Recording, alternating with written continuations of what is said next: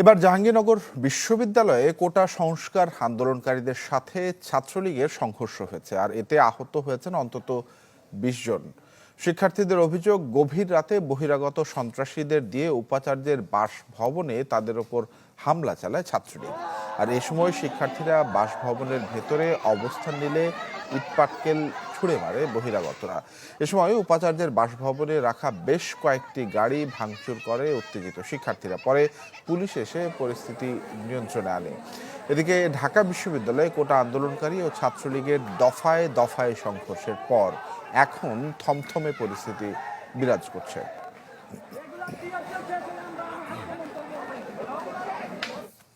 দর্শক, জাহাঙ্গীরনগর বিশ্ববিদ্যালয়ের সবশেষ খবর জেনে আসতে চাই। অপু ওয়াহাব আমার সঙ্গে যুক্ত হয়েছেন। অপু, কি খবর থাকছে? আপনার পেছনে আইন শৃঙ্খলা বাহিনীর সরব উপস্থিতিও দেখতে পাচ্ছি, একটু বিস্তারিত জানতে চাই।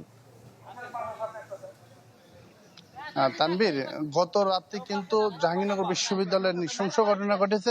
আপনি জানেন যে গত রাত সন্ধে 7:30টার দিকে যে আপনার কর্মীদের উপর, অর্থাৎ কোটা আন্দোলনের কর্মীদের উপর যে হামলা হয়েছিল মিছিলের উপর, সেই হামলার প্রতিবাদে কিন্তু সাধারণ শিক্ষার্থী বা আন্দোলনরত শিক্ষার্থীরা উপাচার্যের বাসভবনের সামনে এসে অবস্থান গ্রহণ করেছিল এবং তারা এখানে তাদের নিরাপত্তা চেয়েছিল। এর জন্য কিন্তু তারা এখানে অবস্থান করেছিল। গভীর রাতে আমরা যেটা জানতে পেরেছি, গভীর রাতে কিন্তু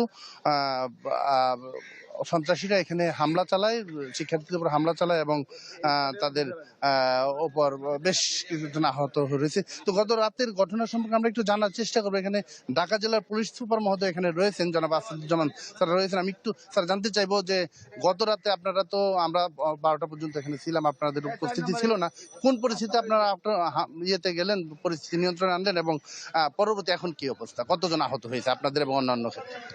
আমরা যখন ভিসি স্যারের বাংলোর ভিতরে একটি পক্ষ অবস্থান নেন এবং আরেকটি পক্ষ বাংলোর বাইরে অবস্থান নিয়ে মুখোমুখি অবস্থানে যান, আমরা তখন পুলিশ আসি এবং দুই পক্ষকে সরায় দিই। কিন্তু একটি পর্যায়ে দুইটি পক্ষেই তারা তাদের আরো বেশি সংখ্যক তাদের সদস্য নিয়ে এসে দুই পক্ষের উপর ঝাঁপিয়ে পড়ে এবং আমরা সেটিকে নিবৃত করতে আমরা পুলিশ তখন তাদেরকে চেষ্টা করি এবং তারা এরপরেও আমাদের ভিসি স্যারের বাংলোর বাসার ভিতরে যারা অবস্থান করছেন তারা স্যারের বাংলোতে ভাঙচুর চালায়। বাইরে থেকে যারা ছিলেন তারাও ঢিল দেন। তো উভয় পক্ষের মধ্যে আমরা তখন তাদেরকে ডিসপাস করে দিই এবং পরবর্তীতে এই আইন শৃঙ্খলাটি আমরা নিয়ন্ত্রণে নিয়ে আসি। ধন্যবাদ। তানভীর, শুনছিলেন যে পুলিশ যখন দেখলো যে উপাচার্যের বাসভবনে হামলা হয়েছে এবং ভাঙচুর হচ্ছে, তখন কিন্তু তারা পরিস্থিতি নিয়ন্ত্রণের জন্য অ্যাকশনে যায়। তানভীর। জি অপু, ধন্যবাদ আপনাকে। নগদের কাছে সব গ্রাহকই প্রিয়, তাই তো সারা দেশে ক্যাশ আউট চার্জ সবচেয়ে কম।